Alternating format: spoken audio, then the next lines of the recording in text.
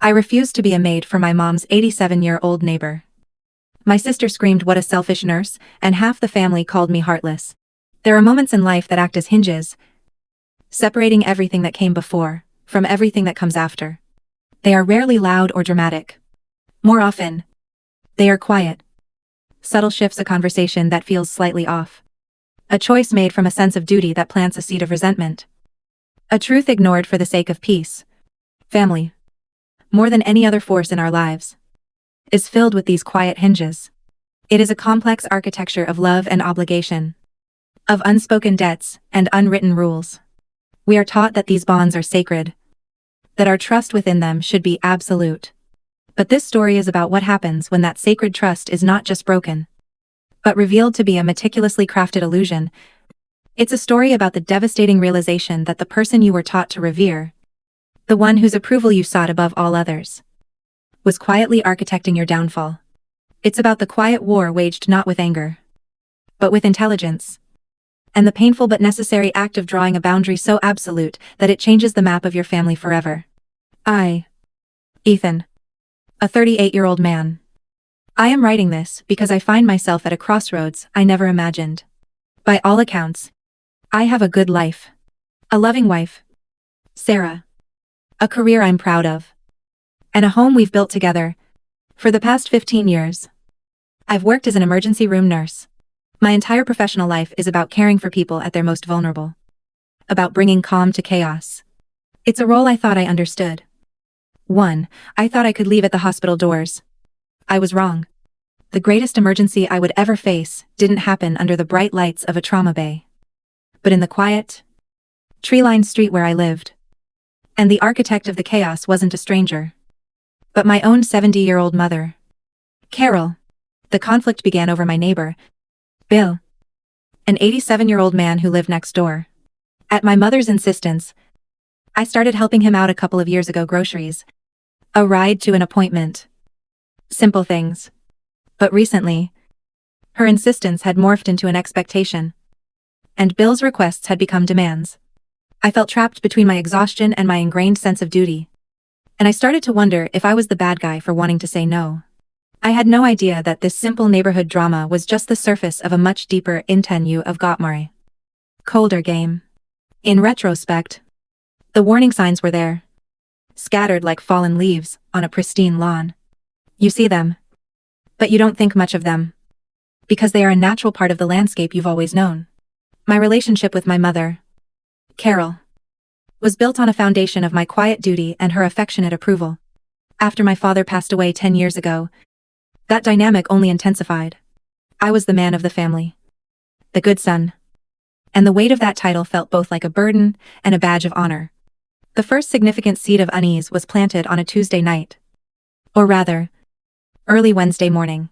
It was just after 2 a.m. I had just walked in the door from a grueling 12-hour shift in the ER.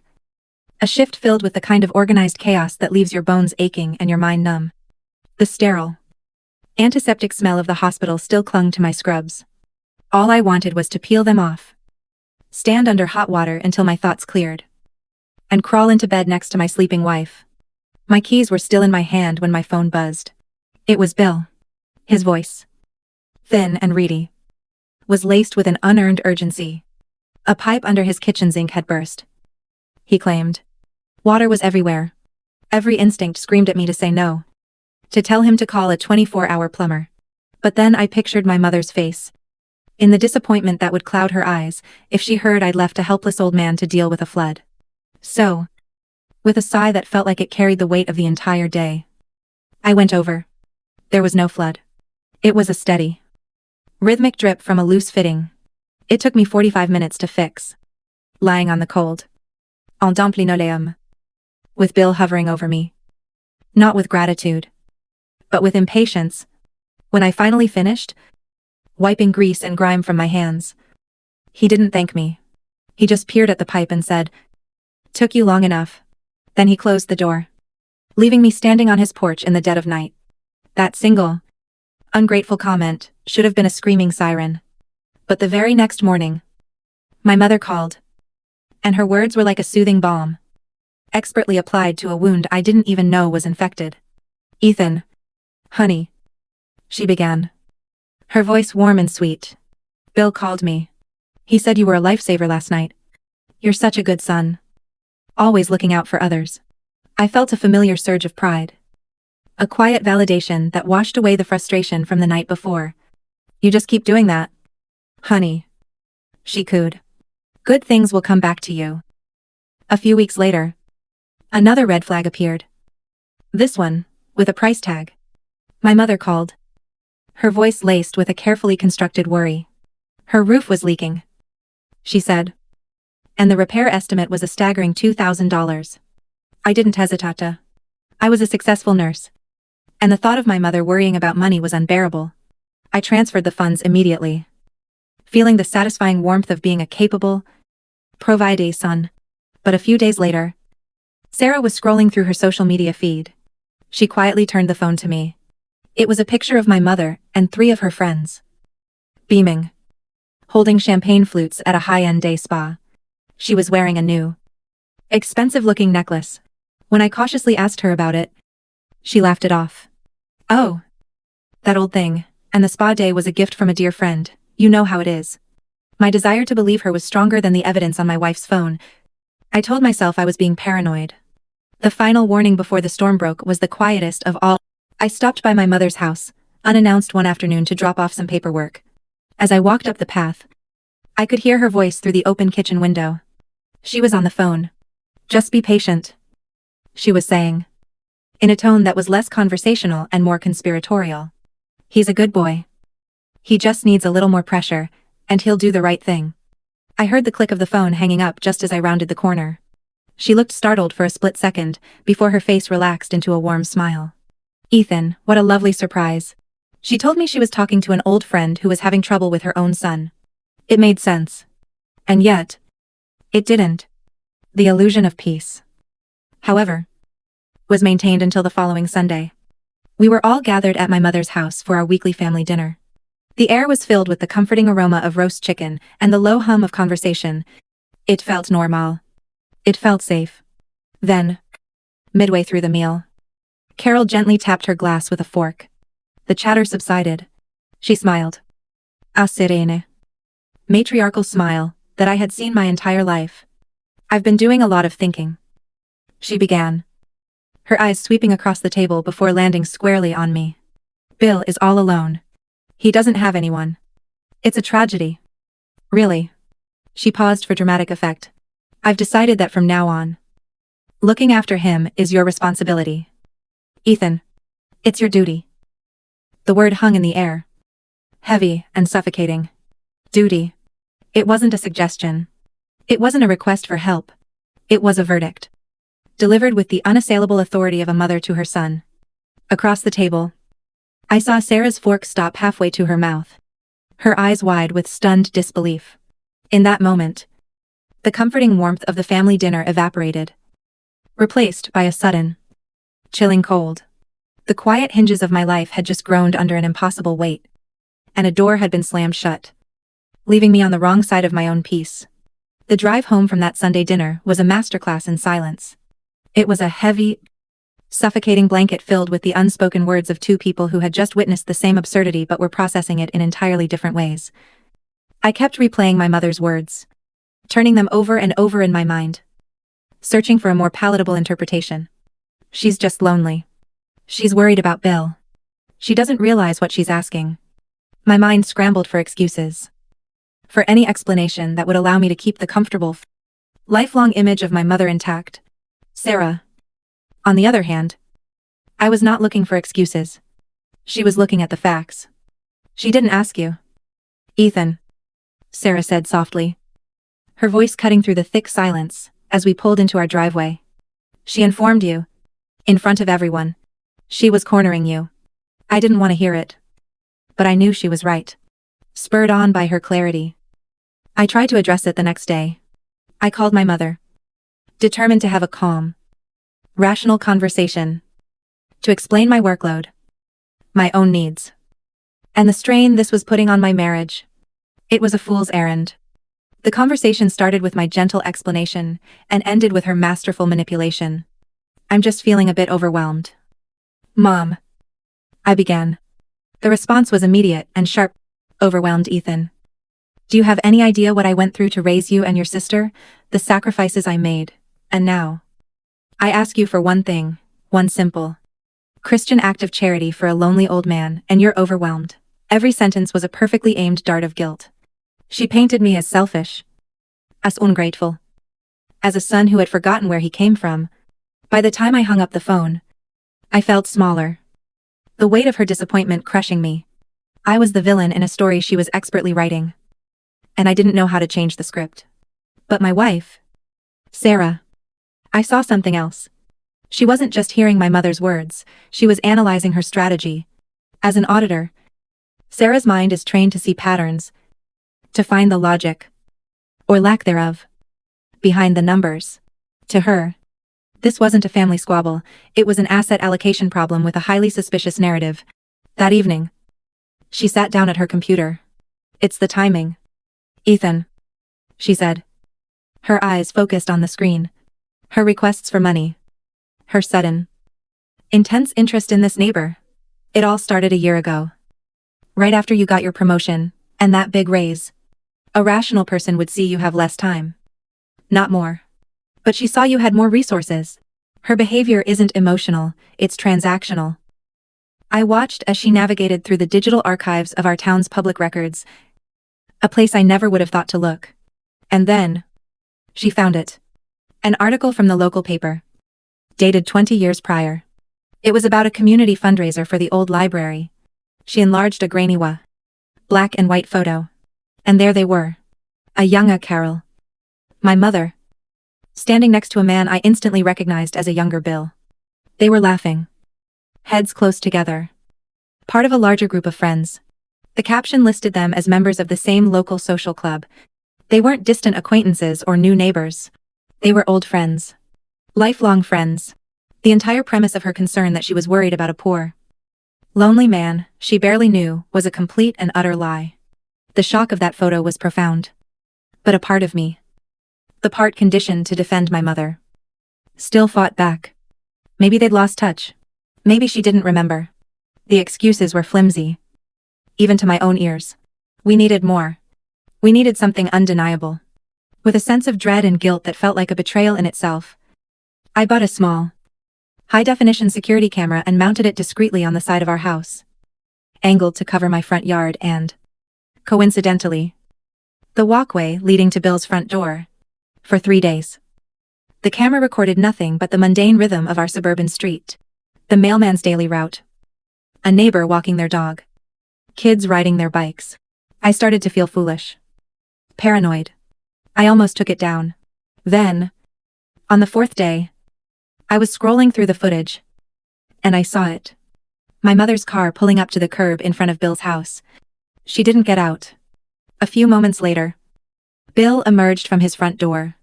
He didn't look frail or confused. He moved with a spry energy that belied his 87 years. Jogging down his walkway to her car, he leaned in the passenger side window. And they talked for several minutes. The camera was too far away to pick up the audio. But their body language was clear. This wasn't the interaction of a concerned acquaintance and a needy old man. This was the easy, familiar camaraderie of co-conspirators. My heart began to pound. That night, after Sarah was asleep, I retrieved the camera, my hands shaking slightly, and hooked it up to my computer. I had to know. With a few clicks, I purchased a piece of audio-enhancing software. It felt like a point of no return. I found the clip of their conversation and ran the filter. The distorted noise slowly clarified into discernible words. I sat there in the dark, the only light coming from the monitor, and listened. Bill was laughing. He's starting to crack. Carol, I can feel it. He's getting tired. And then came my mother's voice. A voice I had associated with comfort and love my entire life. But the words that came out were laced with a chilling triomphe en poison. I told you it would work, she said. Her tone, a mix of sweet satisfaction and cold calculation. He's a good boy. He can't stand to disappoint his mother. She paused. And then, she delivered the line that shattered my world. Just keep up the pressure. Another month of this, and he'll be so exhausted. He'll be ready to sign anything over to his loving mother. I stopped the recording. I couldn't breathe. The screen showed the frozen image of my mother, smiling in the afternoon sun. Her face a mask of loving concern that I now saw for what it was, a lie. The betrayal wasn't a suspicion anymore. It wasn't a paranoid theory. It was a recorded, verifiable fact. Playing on a loop in the silent darkness of my office. There is a unique kind of silence that follows the discovery of a profound betrayal. It's not an absence of noise, but a roaring void where trust used to be. I sat in my office until the first hints of dawn began to paint the dark window with shades of gray. The image of my mother's smiling face on the monitor burned into my retinas. The coffee Sarah had left for me hours ago sat cold and untouched. It wasn't anger that I felt. Not at first. It was a deep, hollow grief for the mother I thought I had. For the family I thought I was a part of. The person who was supposed to be my safest harbor was, in fact, the architect of the storm. For a few hours. The pain was paralyzing. But then, something deep within me, something forged in the relentless pressure of the emergency room, began to stir. In a trauma situation, when chaos is absolute, you do not have the luxury of falling apart. You assess. You triage. You act. Your mind becomes a place of cold, clear, brutal efficiency. And as I sat there, watching the world outside wake up to a normal Wednesday, I realized my life had become a trauma situation. My emotional heart was in cardiac arrest. And the only person who could save me was myself. The sadness didn't disappear. It just hardened, crystallizing from a shattered feeling into a single, clear, and cold objective. The game my mother was playing had to end. And I would be the one to write the final rules. My first move had to be one of strategic deception. The next morning, I called her. I pitched my voice to sound weary, defeated, and remorseful. "Mom," I started, letting out a long sigh. "I've been thinking about what you said. You were right. I've been selfish. I'm sorry. I'll do better with Bill." On the other end of the line, there was a pause, followed by a voice dripping with triumphant, condescending sweetness. "Oh, Ethan. Honey. I knew you'd come around. I knew you were a good boy underneath it all. Don't you worry. You're doing the right thing." She believed she had won. That cloying tone of victory in her voice was the final confirmation I needed. And it became the fuel for the fire that was now burning where my grief had been. She thought she was talking to her compliant son. But that person had died in front of a computer screen the night before. She was now talking to a stranger. And that stranger was already setting the pieces on the board. My next call was to a colleague from the hospital. An older surgeon I respected. A man who had navigated a messy Warnspraxis, high-stakes divorce years ago. I asked him for the name of his lawyer. He gave me a number without hesitation. "She's not cheap, Ethan," he warned. "But she's a shark. And from the sound of your voice, you need a shark." He was right. The law office was in a sleek, downtown building that felt a world away from my suburban life. The lawyer, a woman in her 50s named Ms. Albright, and had sharp eyes and a no-nonsense demeanor. She listened to my entire story without interruption, her face impassive. I laid it all out, the increasing pressure, the gaslighting, the financial requests. Then, I slid my laptop across the polished mahogany table and played the video. She watched it twice. When it was finished, she closed the laptop and looked at me. "Well, Mr. Henderson," she said, her voice calm but firm. "Your mother isn't just being manipulative. This is a coordinated effort to establish what we call undue influence, with the clear intent of financial exploitation. It's a classic, albeit distasteful, long con." The clinical, legal term for my mother's betrayal was both jarring and clarifying. This wasn't just a family drama anymore. It was a case. Ms. Albright asked me to gather every piece of financial documentation I could find: bank statements, property deeds, investment portfolios, anything that could establish my net worth and paint a picture of what my mother was trying to gain control of. That weekend, I descended into our basement, to the metal filing cabinets that held the paper trail of my entire adult life. It was a tedious, emotionally draining task. Every document was a reminder of a life I now saw through a different lens. I was about to give up for the day when my hand brushed against a dusty, forgotten box in the back of a bottom drawer. It was labeled in my father's neat block handwriting, Dad's papers. I had never opened it. My father was a quiet, methodical man. An engineer who believed in structure and planning. My mother had always dismissed him as being overly cautious. As I lifted the lid, I found old car titles, decades-old tax returns, and, at the very bottom, a stiff, formal envelope from a life insurance company. Curiosity piqued. I pulled it out. It was his policy. The one that had paid out after his death. The one that had allowed my mother to live comfortably without working. I was about to put it back, when my eyes caught the dense block of legal text on the second page. Under a section titled, Beneficiary Clauses and Contingencies.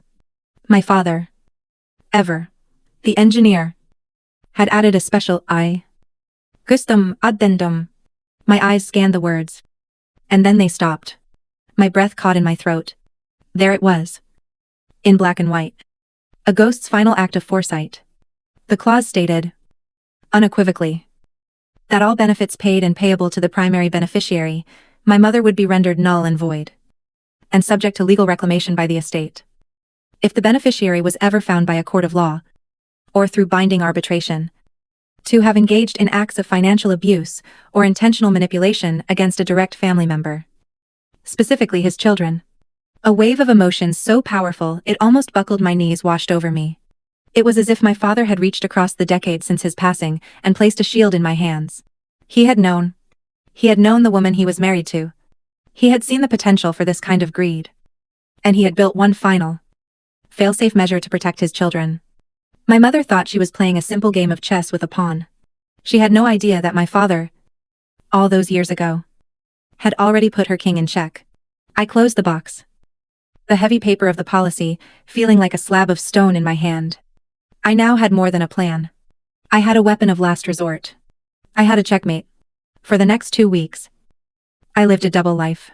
On the surface, I was the perfect, dutiful son who had finally seen the error of his ways. I took Bill's trash cans to the curb. I picked up his prescriptions. I answered my mother's calls with a polite, if somewhat tired, tone. I played the part of a man worn down into submission. But beneath that carefully constructed facade, a different man was at work. In the evenings, after my shifts, I was in constant communication with Ms. Albright. We were not building a defense, we were building a trap. Piece by meticulous piece. Every email, every phone call was a step in a quiet, calculated campaign where the first shot would be fired not with anger, but with the cold, undeniable weight of certified mail. That shot was fired on a Thursday. I can picture my mother, Carol, going about her day, secure in the knowledge that her plan was working, that her son was falling back into line. She would have collected her mail from the box at the end of her driveway, shuffling through the usual assortment of bills and advertisements, and then she would have felt it. A single envelope, much heavier and more rigid than the others, made of a thick, cream-colored cardstock. Her name and address were typed in a severe, formal font. In the top left corner was the embossed seal of a prestigious downtown law firm, a name she had never seen before. A seed of unease had been planted in the well-tended garden of her confidence. A letter from a lawyer is never just a letter. I can imagine her slitting it open carefully. Then her initial curiosity hardening into a frown of confusion as she read the contents. The language was deliberately corporate, sterile, and intimidating.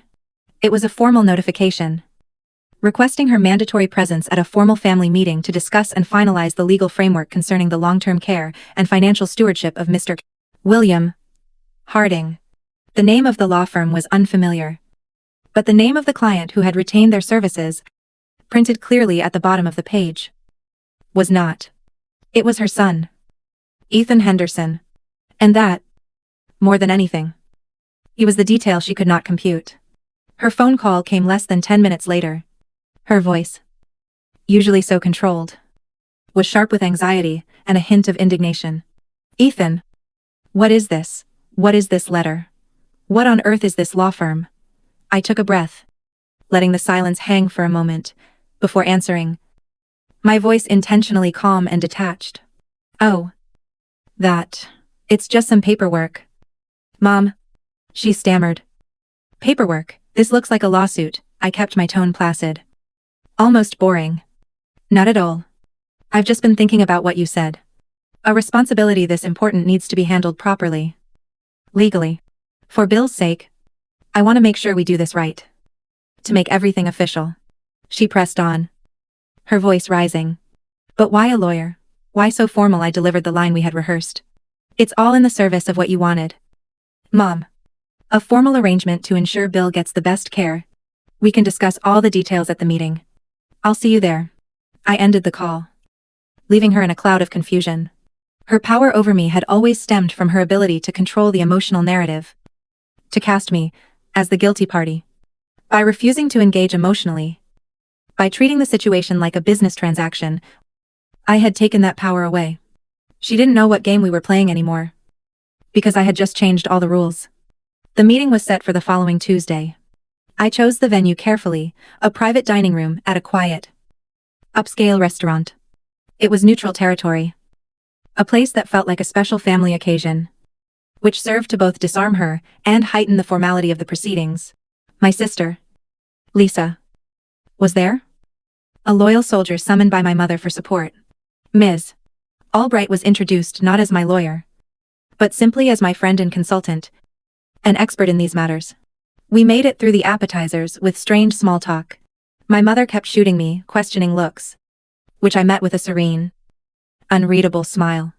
Finally, after the main courses were cleared, I folded my napkin and placed it on the table. Thank you all for coming. I began.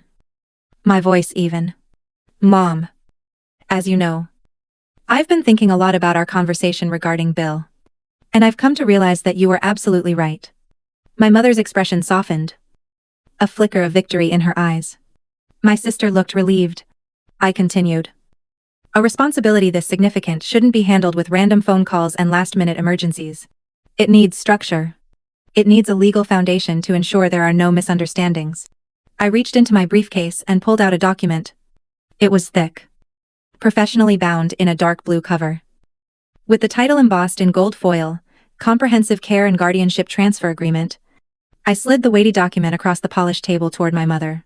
So, I said, my voice resonating with a deep, feigned sincerity. I had my friend here help me draft a document that does exactly that. It transfers the full legal and financial responsibility for Bill's care to you. A stunned silence fell over the table. Before my mother could process the words, Ms. Albright leaned forward slightly. Her voice was calm, clinical, and utterly devoid of emotion as she began to explain the key clauses. This document, Carol, grants you full and irrevocable power of attorney over Mr. Power, and irrevocable power of attorney. William Harding's medical and financial decisions, she said, her eyes fixed on my mother's. It also makes you solely and exclusively liable for all his present and future expenses.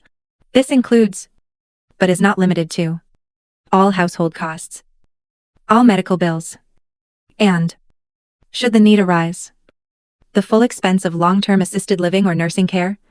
Ms. Albright paused, letting the words sink in.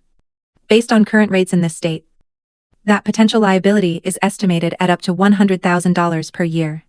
I watched as the color drained from my mother's face. Her triumphant smile had frozen, then crumbled, replaced by a mask of dawning horror. Her eyes darted from the document to Ms. Albright. To me. She was finally beginning to understand. This wasn't the gift of authority she had so desperately craved. It was a cage. A meticulously constructed, legally binding cage. And I had just politely invited her to step inside and lock the door behind her. The aftermath of that dinner was not quiet. As we left the restaurant, the facade of civility crumbled the moment the cool night air hit us. My mother, her face a mask of fury, turned on me in the parking lot. How could you, she hissed, her voice trembling with rage. How could you humiliate me like that? In front of your sister, with a lawyer, my sister, Lisa. I hovered uncertainly behind her, looking confused and distressed. I met my mother's glare, my own voice remaining steady. A calm island in the storm of her anger. I didn't humiliate you, Mom. I gave you exactly what you said you wanted. A formal, legal responsibility. Isn't that what this was all about? Her inability to answer that simple, indirect question was the only answer I needed. My mother's power had always been rooted in her mastery of emotional warfare. She commanded her family through calculated storms of guilt, disappointment, and conditional affection. But she was now facing a problem she couldn't solve, with tears or moral outrage. She was facing a contract. Realizing her old tactics were failing to rattle me, she fell back on what she knew best. She tried to turn my family against me. Her first call the next morning was to Lisa. She spun a frantic, self-pitying narrative that was a masterpiece of fiction. Your brother is trying to control me. Lisa, she cried into the phone. He's trying to trick me with these horrible, complicated legal papers. He's trying to abandon his own mother. She was weaponizing their sibling loyalty, painting me as a cold, monstrous son and herself as the bewildered victim. But the strategy was already losing its effectiveness. The cold, corporate nature of the document presented at the dinner had planted a seed of doubt in my sister's mind. But Mom, Lisa asked, her voice hesitant. The lawyer said the papers were about taking care of Bill. It sounded like he was giving you the power you wanted. I don't understand. My mother's histrionics were met not with blind sympathy, but with questions. The cracks in her support system were beginning to show. And so, realizing that her emotional leverage was waning, she resorted to something far more desperate and far more foolish. Her plan needed a catalyst, an emergency that would make my legal document seem not just unnecessary, but monstrously cruel. She needed to prove, beyond any doubt, that Bill was a frail, helpless man in desperate need of immediate, hands-on care, the kind of care that an ER nurse son should provide. Not a 70-year-old woman. She needed to create a crisis. So, she encouraged Bill to have a fall. It was all there, recorded in perfect, high-definition clarity by the camera I had almost taken down. The narrator's voice in my head was dry and clinical as I watched the footage later that day. At 2:30 in the afternoon, Bill emerged onto his front porch. I looked left, then right, checking to see if any neighbors were watching. He then proceeded to walk down onto his perfectly manicured lawn and, with the awkward deliberation of a bad actor, he practiced falling. He collapsed onto the soft grass, got up, dusted off his trousers, and then tried it again. This time adding a pained groan for effect. On the third try, he seemed satisfied. He lay on the ground, arranged his limbs at an awkward angle, and let out a theatrical cry for help. Less than 5 minutes later, my phone rang. It was my mother. Her voice, a symphony of manufactured panic. Ethan, you have to get over here, right now. It's Bill. He was outside, and he fell. I think he broke his hip. He's in terrible pain, but she had made a critical miscalculation. She had forgotten who I was. I was not just her son, when my mother called, claiming Bill had fallen. I responded as a professional. Not a son. Have you called 911? I asked calmly.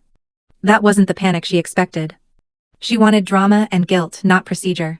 When I insisted she call the paramedics, her plan unraveled. The next day, desperation drove her to the bank. She tried to withdraw $50, 000 from an old joint account, hoping to fund her defense.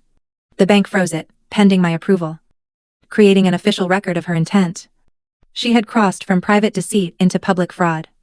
When the bank called, I told them to keep the freeze. Each move she made tightened the noose of her own making. Her final refuge was emotional manipulation, and I knew exactly how to dismantle it. I met my sister, Lisa, for coffee. Instead of accusations, I asked softly, "Are you happy with all this?" Then I showed her a video of Bill rehearsing his fall, followed by a notarized statement from Bill's son exposing his long history of scams. Watching the truth unfold broke something in her. That afternoon, Lisa confronted our mother. When Carol launched into her lies, Lisa quietly played the video. The silence was crushing. "You didn't just lie to me, Mom," she said. "You used me." Then she called me, voice trembling but resolute. "I've seen everything. I'm with you now." With her last ally gone, my mother was alone. Ms. Albright drafted one final letter inviting her to a settlement meeting, thinking she could still talk her way out. My mother agreed, unaware it was her endgame. In the conference room, evidence appeared on screen, the bank records, The video. The audio confession. Ms. Albright presented two options: sign a permanent separation agreement or face a lawsuit she couldn't win. My mother looked at me, searching for the obedient son she once controlled. You mistook my silence for weakness. I told her. It was strategy. She signed in silence and walked out. The war ended with a pen stroke. Months later, peace returned. Sarah and I rebuilt our life. Quietly and fully. Then a box arrived from Lisa, our old family album, and a note: Dad would have been proud of you. Healing, I learned, isn't about revenge or forgetting. It's about setting boundaries strong enough to outlast betrayal.